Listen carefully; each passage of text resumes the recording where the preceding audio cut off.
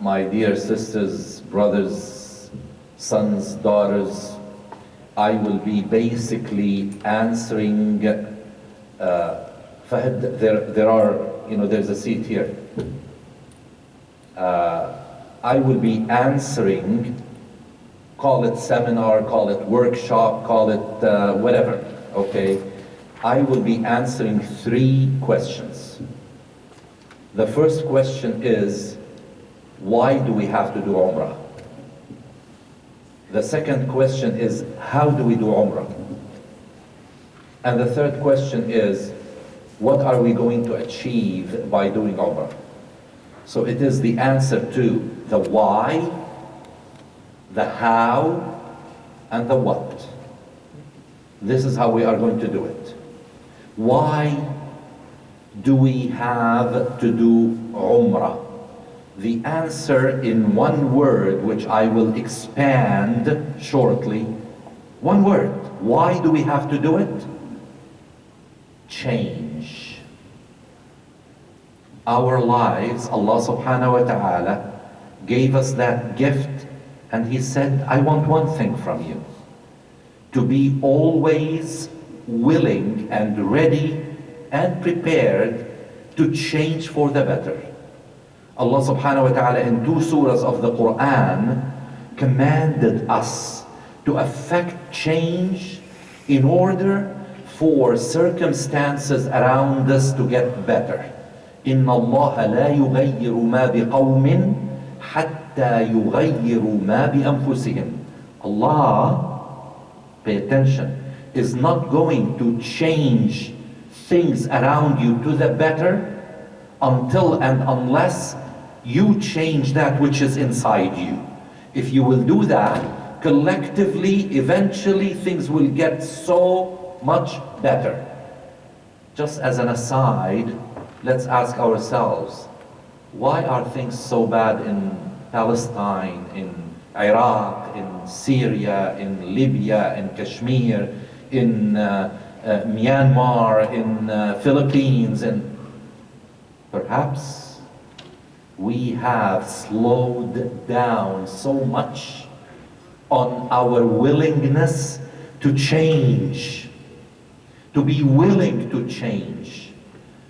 So basically, for the why are we doing Umrah, it is not, I know it's a term that was introduced, and I know Brother Imran may get upset with me, but it's okay, we are so good as brothers. But there's a term that was introduced called religious tourism. I don't like that. Our life is a tour through this dunya. Allah subhanahu wa ta'ala told us to be tourists in this dunya, meaning that we shouldn't just settle and say, this is it. We're going to build palaces and things that are, Allah subhanahu wa ta'ala says, you're just passers-by, you're just tourists. Okay? So when we say religious tourism, all our life is religious tourism. Now, when we pray 5 times every day, every time from Fajr that we prayed a few hours back until Dhuhr, we are changing. Between Dhuhr and Asr, we should change. Between Asr and Maghrib, maybe we are making a little bit of a change. Now, come Jumu'ah, from last Jumu'ah, we should have had a week to change for the better. From last Ramadan until next Ramadan, if next Ramadan, 1442 Ramadan will not be in a better state than 1441, something did not go right. Now, when it comes to Hajj and Umrah, which could be done once in a lifetime, if we are not willing or take it seriously during this trip to make the biggest change to the better in our lives, I will tell you, Allah subhanahu wa ta'ala will hold this trip against you. And in the Quran, Allah subhanahu wa ta'ala tells us either He will take things what we do for our advantage, or he will take it as a hujjah against us. He will say, I gave you peaceful life in Canada. Many people will wish to just come and live in a small place in Canada in peace. But Allah is testing them somewhere else. Not that because we are better than them, absolutely not. But Allah tests us in so many different things. You know how many people would love to go for Umrah? It's their dream, let alone Hajj. You know, we're not talking about Hajj. But they would love to go for Umrah. Now for us, the 100 people now, to have the opportunity to go for Umrah, in Allah's eyes is a big thing, but in our eyes it should be much bigger, because it is our chance to change. And if you will just go to say, you know, let me see what I can do. If I can change, fine. If I don't, then this is not the right attitude. That's why I wanted to start is, why are we going for Umrah? We are going there because we have to change. And if you don't think you're going to do that, I will tell you, don't go. I know you. I know that, Brother Ibrahim, see, we communicate that way all the time. You know, you will be amazed how open we are with each other, that he's the first one. See, many operators of Hajj and Umrah, they are just there, okay, many, okay, we want to do things right for you, but it is the business of Hajj and Umrah. This individual doesn't believe in that. And I tell you, alhamdulillah, this is why we're working together, because we are here on a da'wah mission. We want everyone to change to the better. That's why we are going, inshallah. Now, how are we going to do Umrah? Let me, as we transition from why to the how, just say the ayat I just recited from Surah Al-Baqarah. We understand from them that Umrah is a fard. That's why for people who cannot afford to go twice to Mecca, Allah subhanahu wa ta'ala, through the practice of Prophet Muhammad sallallahu alaihi wasallam, gave them a chance to do Umrah and Hajj on the same trip, and that's called tamattu'. So they do Umrah. But for us, alhamdulillah, many have done Hajj or are planning to go for Hajj, inshallah. But here we are just going to go for Umrah, get the experience, and when the time comes to do Hajj, we will do Umrah and Hajj as well.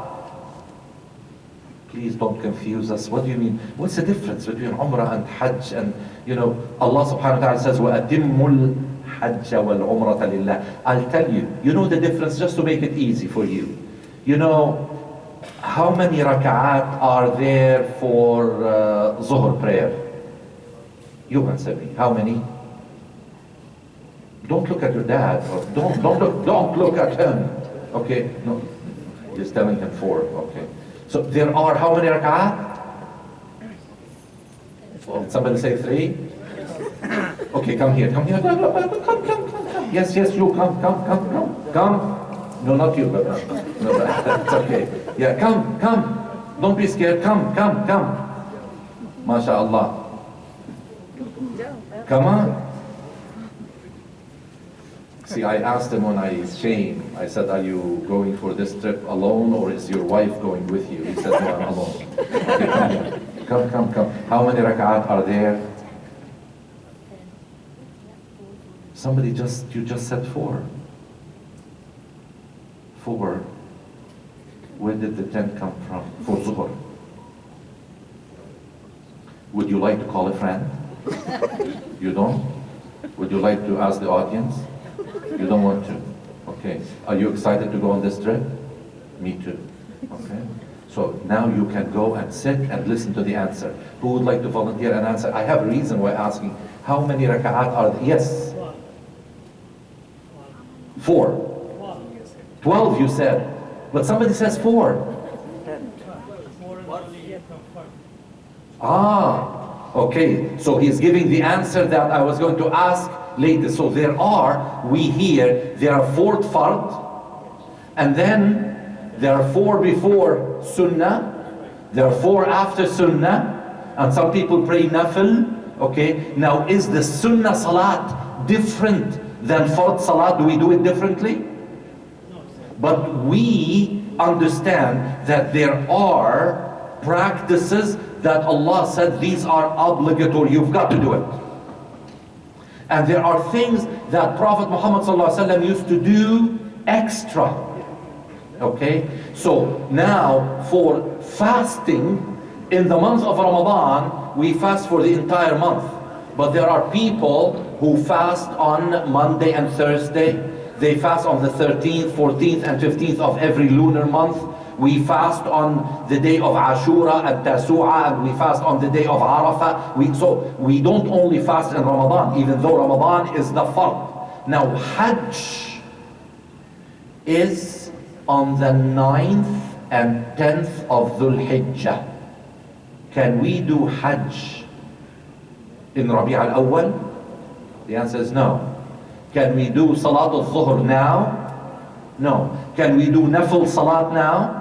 Yes, we can. So the difference between Hajj and Umrah is that Hajj, we've got to do it ayyaman ma'dudat. Allah tells us you cannot do Hajj outside these days. You cannot fast outside of Ramadan as a fard. So that is Hajj. Now Umrah, you can go anytime. So that's why we are going anytime. You know the difference? Okay? Plus there's one more difference, is that who likes math? Who likes math? Okay, he likes math, okay. Now, I will give you an equation. Please remember it. Okay? Hajj minus Arafat equals Umrah. Umrah plus Arafat equals Hajj. That's what it is. So we are going to go there. We will visit Arafat inshallah. We will visit Mina. We will visit Muzdalifah. We will see the place where Prophet Ibrahim alayhi salam was going to slaughter or sacrifice his son. We will see it. Okay, we will see so many things. And there's a secret. Please make sure that brother, can you put your hands in his ears? I don't want him to hear, because we are going somewhere. I don't want him to know that we're going. Please don't make him listen. Please close his ears. Or you close your ears. Okay. Inshallah, if you are capable, we are going, inshallah, one morning after Fajr to climb to the cave of Hira. We will see where Prophet Muhammad ﷺ received the first revelation. But we're not going to tell him. Please. Okay? Now you can open. Alhamdulillah, alhamdulillah. Assalamu alaikum, brother Amir. Alhamdulillah, alhamdulillah. So basically we will visit those places, but we are not going to be on Arafat for the purpose of Hajj. It's not Hajj. So now let's talk about that. How do we do Umrah? Now again, how many days are we going? 11 days between traveling and, but Umrah itself will not take maximum more than 2.5 hours. That's it. The rest of the trip is basically the change we are talking about, in the why. We are going to be meeting together after Asr every day, inshallah, talking about our deen. Men and boys, we are going to go to the cemetery of Al-Baqiyah. Unfortunately, they do not allow women. Okay, but we will try to talk to them during Asr gatherings about what we saw. We will witness how the burial takes place according to the Sunnah of Prophet Muhammad ﷺ. We will witness that. We will see it, inshallah. We are going to learn so many things about what happened at the Battle of Uhud. We will go there. We will visit the first masjid that was mentioned in the Quran in Surah At-Tawbah, called Masjid Quba. We will visit the masjid wherein the Qibla was changed from Bayt al-Maqdis to the Kaaba in Mecca. We will go there. We will go to the masjid where the first Jumu'ah Salat was led by Prophet Muhammad sallallahu alaihi wasallam, Masjid al-Jumu'ah. We will visit so many places in Medina, and we will go and we will give salam to Prophet Muhammad sallallahu alaihi wasallam. We will be so close to him. We will see where Rawda is, and we will inshallah pray in the Rawda. And when we get to Medina, I will talk about what Rawda is all about. We will inshallah talk about the different features of Al-Masjid Al-Nabawi. I will take everybody on a tour in and around Al-Masjid Al-Nabawi, and I will show you this is where the she-camel of Prophet Muhammad sallallahu alaihi wasallam stopped. That was the house of Abu Ayyub al-Ansari. That's where Prophet Muhammad sallallahu alaihi wasallam purchased the land wherein the first part of the masjid was built. And that's what happened. And then what is the green dome? What does it signify? We will talk about the different minarets. We will talk about how big was Medina at the time of Prophet Muhammad sallallahu alaihi wasallam. Where did it extend? We will see where Hadrat Abu Bakr as-Siddiq, Hadrat Umar ibn Khattab, Hadrat Uthman ibn Affan, Hadrat Ali ibn Abi Talib used to pray Eid. Where did they pray Eid? Where did Prophet Muhammad sallallahu alaihi wasallam pray Eid? And what happened one day when it was Eid and it was extremely hot? What happened? Something that you will see there. We will see inshallah also the orchard, the beautiful garden. You know, gardens are not only in Canada. There are beautiful places there. You know, we will see the orchard where the Muslims selected Hadrat Abu Bakr as the leader after Prophet Muhammad sallallahu alaihi wasallam. We will witness all of these things, and we will grow and change as we are praying together, eating together, staying together, doing nafil together, doing qiyam together, doing all of these things in Medina. And then after that, in Medina, we will talk about ihram. Brother Imran, can we turn the slides now? Did I say ihram? What is ihram? Ihram. Okay, it is right. So what do I do? Brother, no, I'm technically zero. So what do I press? This. Okay. Inshallah. Inshallah. See, my son is sitting there, so I cannot, you see, he helps me on technical stuff. Nothing happened.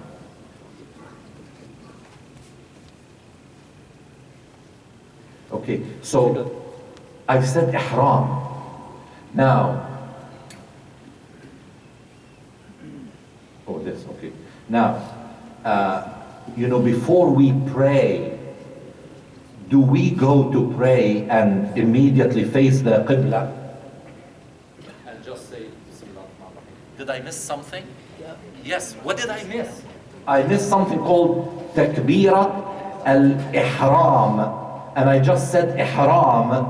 You know, ihram is a word that is going to start our Umrah. The same as Allahu Akbar starts my Salat. We're going to do something to start our Umrah. We don't just say, okay, where's the Kaaba? Here's the Kaaba, okay, but what do we want? No. We have, even as we get closer to Mecca, we have to do something. It's not just, okay, well, Mecca is like any other city, so show me where the Kaaba is, and I will start doing tawaf. They told me I go tawaf, and then I go, there are two mountains, I go between them, and then, no. We have to do it properly. So we talked about the why. Now, let us talk about, okay, the pillars. You know, in Salat, there are pillars, and there are obligations, there are sunan, there are recommendations, there are shapes. So not everything we do in Salat is a pillar of Salat.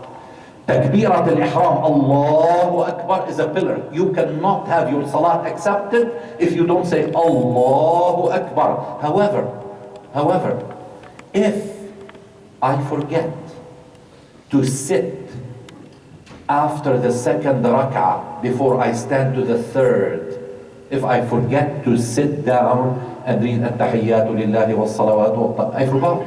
Okay? And I stand for the third rak'ah immediately.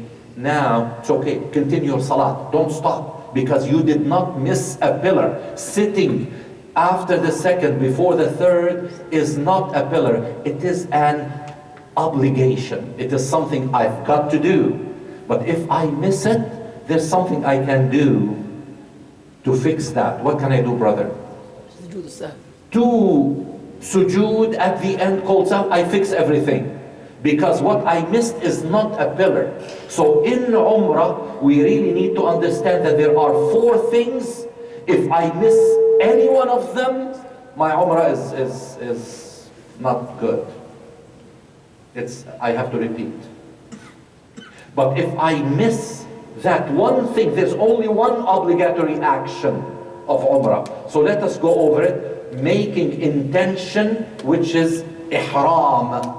Ihram is to say, we will go over it now. I'm not going to talk about it. So there are ihram, getting ready, performing tawaf around the Kaaba. We will talk about it. How many times? Can I do as many times as I want? No. Can you pray as many fard rak'at for Zuhr as you want? No, it's only 4. If you pray, but I want to pray 6. No, you don't. You pray 4. So, tawaf, we make 7. Oops, I was going to talk about that. Okay, so tawaf around the Kaaba. We perform sa'i. Sa'i means to just go at a certain pace between 2 hills, Safa and Marwa. In Medina, I will explain things about the Kaaba. Why the Kaaba? Why? What's the Kaaba? We will talk in Medina. We're not going to talk now. Okay? But suffice to say that everybody saw this. This is, how we have to orient ourselves. And then at the end, men shave or trim their hair, and women trim their hair according to a certain specification I will talk about. Now, what is obligatory is that before we pass a certain area, and there are 5 areas around Mecca called miqat. If you are going to go for the purpose of Umrah, you cannot cross that place without being in a state of number 1. So you have to make your intention before or at this place called miqat. And there are 5 of them. We will be in Medina when we will embark on our trip to go to Mecca to do Umrah. So before we cross a place called Abyar Ali, it used to be called Dhil Hulayfa, but now it's Abyar Ali. And again, I will tell you stories about Abyar Ali and Dhil Hulayfa and Masjid al-Shajara, where we will stop inshallah, and we will make our ihram, and we make our niyyah, and we will start. Still, there are about 370 kilometers to get to Mecca, but still, we are ready. So now, inshallah, these are the pillars, and these are the obligatory. So let's talk about the first pillar. Now, the first pillar, and I'll show you, the male cover of ihram consists of 2 pieces. Let me explain and embarrass my son who is present now. Okay, they have to be preferably white, but they don't have to be white. Now, the upper piece is called rida, and the lower piece is called izar. Talking about men. And the reason I said, I will embarrass my son because, when he was young, he was 7 years old when he went for Hajj. When I said that, he said, Dad, what do you mean nothing other these 2 sheets? I said, nothing. He said, what do you mean nothing? Can nothing, I said, no, absolutely nothing. He's not too happy with me saying this. Okay, so basically it's just 2 pieces of our kafan. You know what's kafan? We are going to experience how we are going to leave this dunya, not in a 3-piece suit. Not in a 3-piece suit. I'm crossing the Jazakallah khair. Jazakallah khair. Jazakallah khair. Jazakallah khair. Okay. Jazakallah khair. So basically, we are going to be dressed like this. Now, I just want to, we'll talk about this, okay? This is basically something you may want to have to put your important things in, but my advice is to put your valuables in the safe which is present in every room at the hotel. Do not carry it with you. Do not carry your passport or all your money, or don't, okay? Because while you are in the crowds, you will not feel it getting loose and falling, and then say, you know, Brother Imran, I left he can't do anything for you, okay? So please, this is just for people who are going for Hajj, and they may have to go from Mecca to Mina and to Arafat and things, carrying certain important things, but we are not going to worry about that. And there's one thing there wasn't a better picture than this, but I want to warn the brothers, this is not a good depiction. You will see people like this, exposing this part. This is not the right thing to do, okay? There are some people who really get hot, and they just basically take that sheet and put it around their shoulders, and they are walking, just like that. This is not right. You have to be covered. And also, brothers, when you sit, especially in the bus, while you are sleeping, you may forget, but don't forget that you have nothing under that lower sheet. So you have to be very careful, okay? And this is how we are going to demonstrate, inshallah, how we are going to put it on. Some people call this ihram. No, this is just getting ready for ihram. This is what you put on to get ready. It's not called ihram. This is just basically the uniform for ihram. Because our sisters, we are going to demonstrate that, our sisters don't have any special, this is what sisters have to be dressed all the time. So for sisters, I say, the Islamic dress is your dress for ihram. But I will stress, the Islamic dress, we don't show even little bit of hair. We don't. We cover everything. We make sure that our clothes are not tight. We make sure that, we are, comfortable, covering everything. Feet have to be covered. Many people ask me, yes, feet have to be covered. The only two things that are not to be covered are the face and the hands for the sisters. But feet have to be covered. Now, talking about footwear for brothers, you can wear anything you want, but you've got to expose your heels, and better expose your toes as well. Notice I said you've got to expose your heels, but better to expose the toes, meaning that the heels are a must to expose. But toes, if you've got something that the toes are not covered, excellent. But many brothers ask me, is a Crocs okay? Yes, it is okay if you're comfortable in it. But, you don't have to expose your toes. But if you have something that exposes them, excellent. Some brothers ask me, I got something where I can see the threads around it. That's perfectly fine. Because the word makhit in Arabic does not mean that you have threads. What it means is makhit, to wear something like pants, like shirt, like that takes the shape of your body. This is what is unacceptable. Okay? So now this is for sisters. There's no specific clothing designated, and females are prohibited from wearing the niqab and gloves during ihram. Now, there are some restrictions. Okay, now what are the restrictions of wudu? You cannot pass air. You cannot go to the toilet and use it without having to redo your wudu again. But these restrictions